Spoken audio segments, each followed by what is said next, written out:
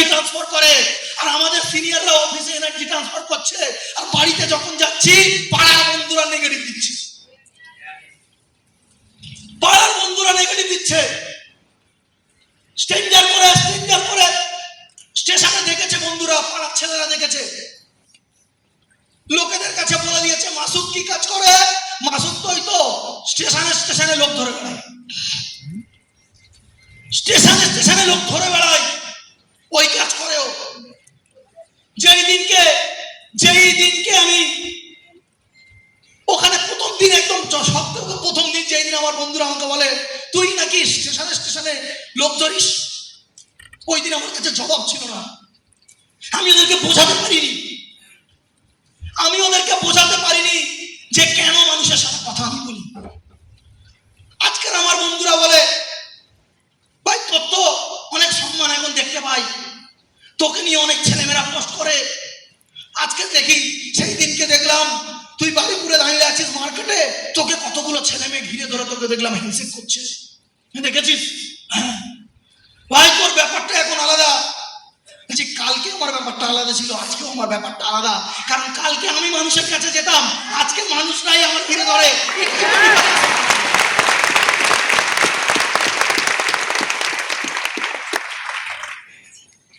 ওরা আমাকে ব্যাগ মারতো, ওরা আমাকে চাটতো, ওরা আমাকে কত কথা বলতো, কারণ ওদের থেকে আমি আলাদা। তাই ও কাইতে না, they laugh at me because I am different. They laugh at me because I am different. We laugh at them, they are the same. বলছে ওরা they laugh at me because I am different, কারণ ওরা আমাকে দেখে হাসে, কেন আমি different তাই। ওরা আমাকে দেখে হাসে কেন, they laugh at me because I am different, কারণ ওরা আমাকে দেখে হাসে, আমি ওদের থেকে ডিফারেন্ট তাই। You laugh at them, they are all same. আমি ওদেরকে দেখে হাসি, I laugh at them, they are all same. আমি ওদেরকে দেখে হাসি কারণ ওরা সবাই এক, ওরা সবাই এক। তাহলে আলটিমেটলি এই জিনিসটা আমাদেরকে ভালো মতো মাথায় রাখতে হবে, ভালো মতো বুঝতে হবে, আমাদেরকে ভালো মতো বুঝতে হবে যে আজকে বলছে বলতে দাও, ও বলুক, ও বলতে বলতে দম হয়ে যাবে। তোমার যেন স্মার্ট ওয়ার্ক করতে করতে দম না হয়ে যায়, ও বলতে বলতে দম হয়ে যাবে। দেখবে রাস্তা দিয়ে যখন আসতাম, ওকে রাস্তা দিয়ে বলছে কই ম্যাডাম, ও দেখি পট করে অ্যান্সার দিয়ে দিল, ম্যাডাম বলাটা প্র্যাকটিস কর, সারা জীবন বলতে হবে।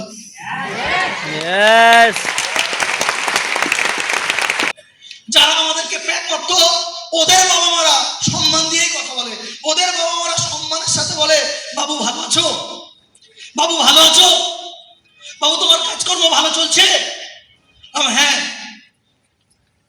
হ্যাঁ ভালো চলছে। বাহ বাবু তোমাদের জীবনটা দাঁড়িয়ে গেল, তোমার জীবনটা দাঁড়িয়ে গেল। আমার ছেলে তোমার সাথে ঘুরতো, আমার ছেলে এখনো কিছু করে না, আমার ছেলে এখনো কিছু করে না। আমার ছেলেকে তোমাদের সাথে যাওয়ার কথা বললে আমার ছেলে কত রকম বাহানা দেখায়। আচ্ছা কি বাহানা দেখায়? বলে ওদের মতো অত কষ্ট করতে পারবো না। আমি মনে মনে ভাবলাম হয়তো বলে ওরা চিটিংবাজি গেছো,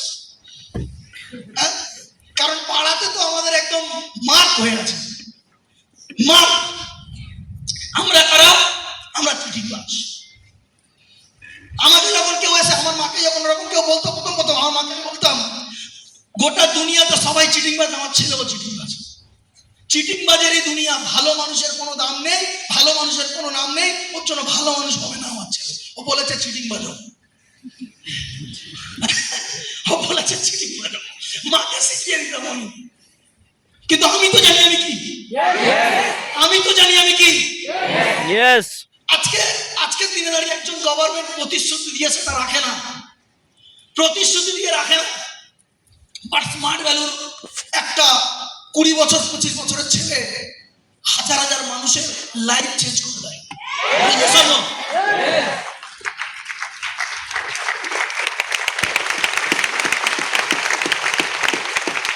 ম্যাক্সিমাম মানুষের এটাই প্রবলেম, এই জিনিসগুলো বোঝে না, এই সাধারণ জ্ঞানগুলো রাখে না। ওরা সাধারণ জ্ঞান রাখে না, তার কারণে প্রবলেম, ওরা আগে বাড়তে পারে না।